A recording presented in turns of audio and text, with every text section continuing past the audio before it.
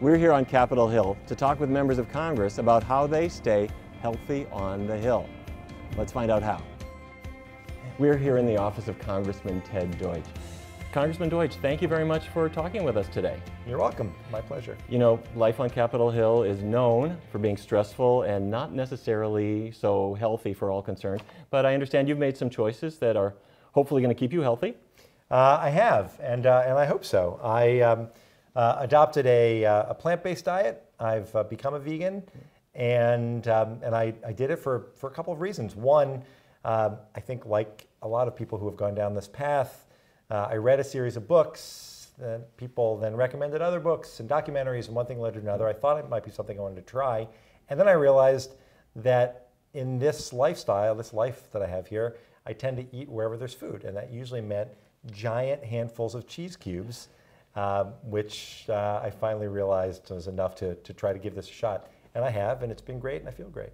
I probably lost 25 pounds, and without trying all that hard. That was the amazing thing, and it's not really why I did it, but and what I've learned in talking to people who have changed to a plant-based diet, that tends to happen pretty frequently. So that alone, I think, is a good selling point. But the weight loss was great. The energy is the key, though. There's just there's no question that I have more energy, and if you stop, if I stop to think about why that is, it's not that hard to figure out when you look at the kinds of foods that I used to eat routinely compared to what I'm certain are healthier options now. I think it's for obvious reasons that I'm feeling better and have so much more energy. Would you recommend a plant-based diet? Yeah, I'd certainly recommend that people try it. And what they'll learn is that it's just not that hard. The reasons that people always give me, and I don't, I'm happy to talk about the way I eat and what I eat and why I do it. I don't go out and proselytize, but when people want to talk to me about it, I'm happy to. And what they always tell me is, I'm afraid I'm not going to get enough protein. How can I give up? How can I give up milk? And those are the two most common arguments I hear. And neither one really has merit. And I explained to them that they'll get plenty of protein, and there are lots of options that they can switch to other than milk. And if they simply try it, they'll recognize that it's not that hard, and they'll probably feel better and should do it. I mean, that's why when the dietary guidelines advisory came out that suggested that we think about plant-based diets and sustainability issues when we're making decisions about what people should eat, for staffers especially who are working on Capitol Hill because they're committed to not just the political process, but they want to make a difference in the world. I mean, there are real sustainability issues and policy issues that will be impacted, that are impacted by the way we eat. And I think that's important for people to think about too. At the Democratic Club, you can purchase the Rep. Ted Deutch's chicken piccata, right? I think. I'm only a little confused because originally it had been Rep. Ted Deutch's vegan chicken parm. Now it's the vegan chicken piccata. But in any case, the fact that there is one, a vegan meal that's available there, and two, one that has my name on it, is really quite exciting for me. Fantastic. Any special restaurants that you frequent? There are great options at home in my district. Sublime in Broward County is terrific. Juice and Java in Palm Beach County is great, and more there are options available every place you turn. In fact, in my district, Farmer's Table is another restaurant that just recently opened, and it's very popular. The surprising, I think, probably encouraging bit of news there is it's really hard to get in.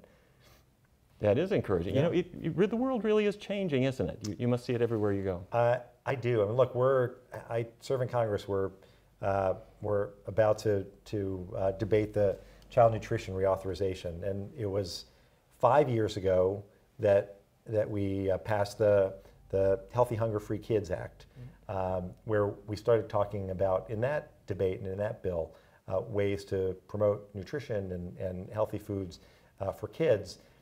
And the changes since then, just in these past 5 years, have been pretty dramatic, just in terms of what's available, the kinds of foods that kids would think about eating that, frankly, they might not have even considered 5 years ago. Right. And I think that's because the nature of the debate is changing, and there's a realization that you can actually eat lots of fruits and vegetables.